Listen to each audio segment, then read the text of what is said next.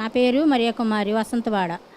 నేను చెప్పే సాక్ష్యం ఏంటంటే, మా గేదె 10 సార్లు పొల్లిచ్చాము.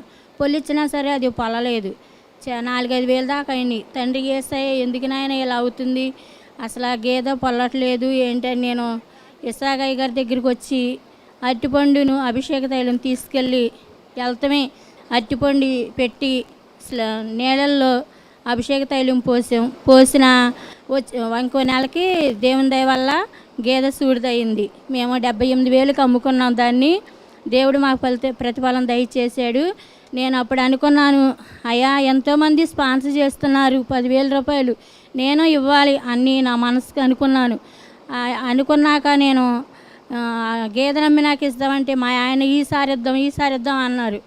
నేనేం ఊరుకోవట్లేదు. అలాగ చాలాసార్లు గడిచిపోయింది.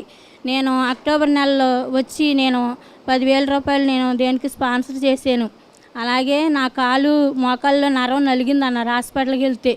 ఆ మోకాల్లో నరం కూడా అభిషేక తైలం రాసి నేను దేవుని ప్రార్థన చేసుకున్నా, అది తగ్గిపోయింది.